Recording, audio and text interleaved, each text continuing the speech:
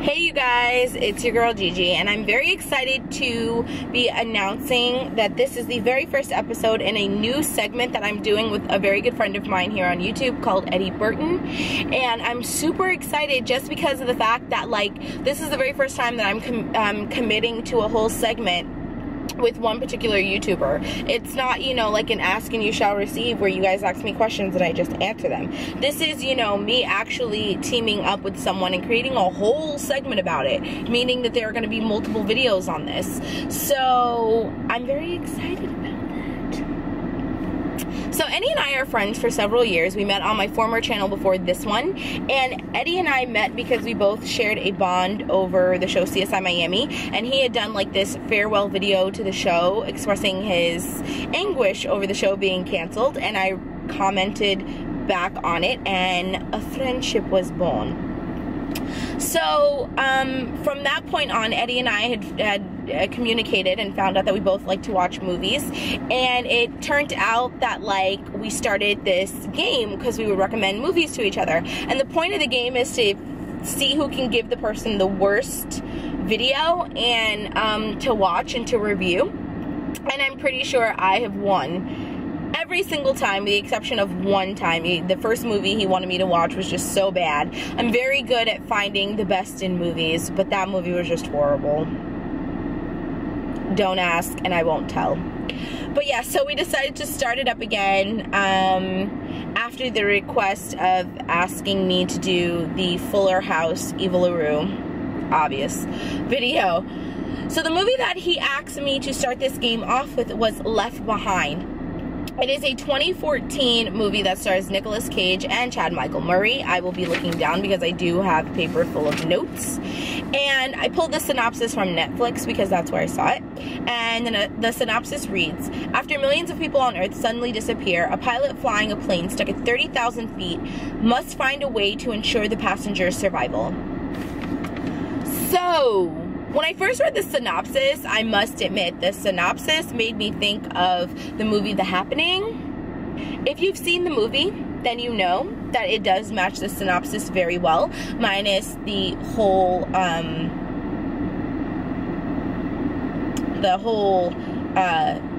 pilot and airplane point. But yes, if you haven't seen the movie, you go, Glen Coco. You can watch it on your own time. But yeah, so that was the pilot. So when I first read not the pilot, that was the synopsis. When I first read the synopsis, I thought that it was going to be like The Happening, like some kind of sequel to The Happening. And it kind of, sort of was.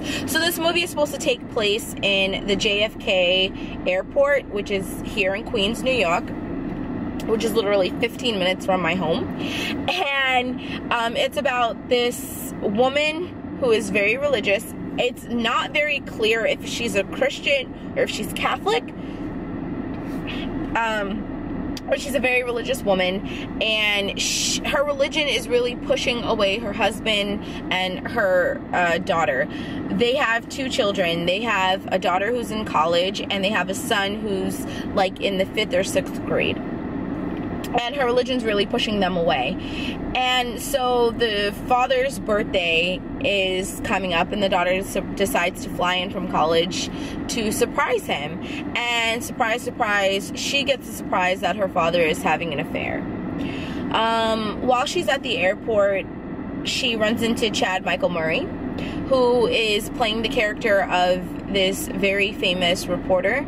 And there's this one particular scene when we first see Chad Michael Murray, and this sets the precedence of what is going to be the movie. So everyone's crowding him and wanting pictures and autographs and different things like that.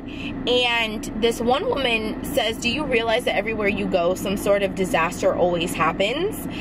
And foreshadowing one.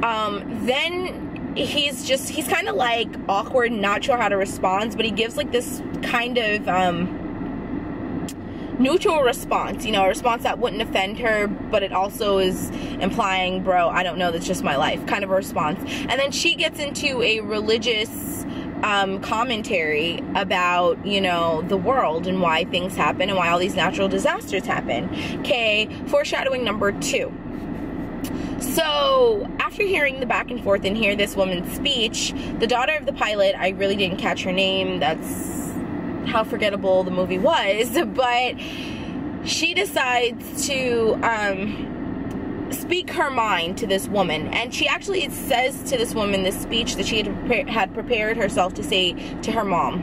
And Chad Michael Murray thanks her for standing up for her, and they decide to sit down and have coffee. Now, the one thing that did stand out to me in this movie was that it was getting very close to the time for Chad Michael Murray to board the plane, and you know the person who takes your tickets when you're getting onto the plane and she like scans it or whatever, she was so adamant about having this guy get on the plane. She was like, please, and she like referred to him personally, like, you're gonna miss your plane. Like, look, I just felt like it was a little too personal. Like, I've never been on an airplane where they like were that personal and begged you to get on your flight. Maybe it's because I'm not famous, I don't know, but that just really stuck out in my mind.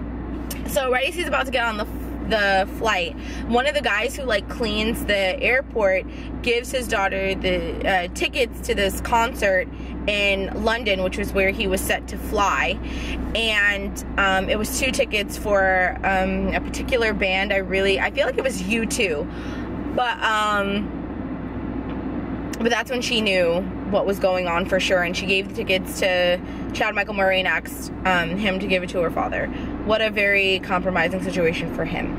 So she goes home, and when she goes home, her mom kind of starts in on her, not so much, but like was just kind of like making parallels between her life and why things are going wrong in comparison to how her life could be if she were to be a Christian or a Catholic, whatever the religion is that they're trying to portray it here.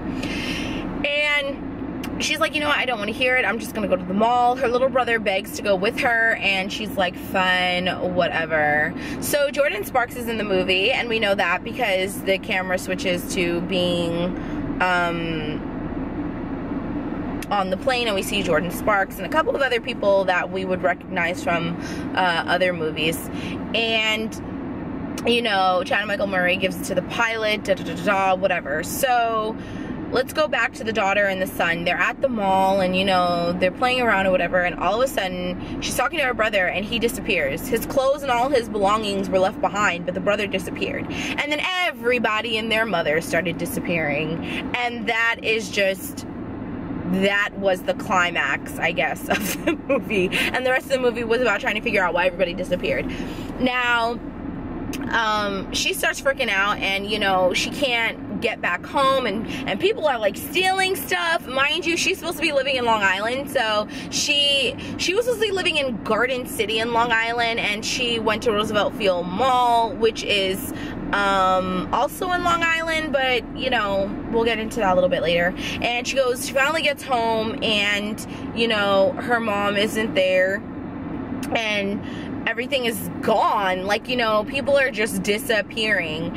And you know, it shoots back to the plane, and like the co-pilot disappeared, one of the flight attendants disappeared, the little girl on the plane disappeared, all the children in all the hospitals had disappeared, and people are just kind of like, what's going on? And Nicolas Cage had a thought about, you know, why people were disappearing, because his co-pilot had a watch that had John 3:16, which is a scripture from the Bible, on it, and he disappeared. And then he wanted the flight attendant that he was cheating with to find the other flight attendant who disappeared stuff, and sure enough, in her planner, she had a Bible study set for a certain day, I guess. And yeah, so it comes out in the movie that there is a part of the Bible that talks about God taking away all his people right before a big, tremendous bad stuff is about to happen. So that was the whole movie. And you know, she's trying to find a place for him to land, and she manages to clear this construction area to have him land, and they land, and they're like, oh my gosh, like this is the beginning of the end, and boom, the movie's done. It was funny how in the middle of watching this movie, my fuse went out. Okay, I have to tell you guys this. So I was watching this movie with my cousin, and our fuse went out, and I just thought that was really hilarious. So that was the review of the movie. That was my notes on the movie. So the last part is for me to rate the movie and then to give Eddie a movie.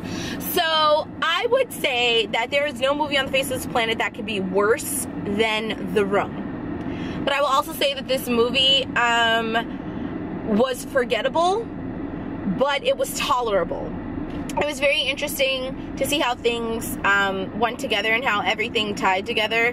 The synopsis, it completely throws you off from what the actual movie is about, and I really feel like Hollywood did not put the fact that it was a religious thing behind it for fear that a lot of people wouldn't watch it. So if I had to rate this movie on a scale from 1 to 10, with 1 being the worst and 10 being the best, I would probably give this movie like a solid 3.5, because the acting was really, really bad. Like, it was really bad. Really bad. So, I mean, would I watch it again in a pinch if there was really nothing left on Netflix? I would watch it again versus The Room, where I would never watch that movie again. So thank you, Eddie Burton, for that. And my movie that I'm going to be giving you, see, I'm starting to generate a list for you. I'm going to give you Zapped. It's a movie from 1982. It is on Netflix, and it stars Scott Baio. You know how much I love my 80s movies, okay? So you shouldn't really be surprised that I gave you an 80s movie. Thank you guys so much for watching. Don't forget to rate, comment, subscribe, and share, because sharing is caring. Make sure that you head over to Eddie's channel and check his videos out. He is a really awesome guy. Bye!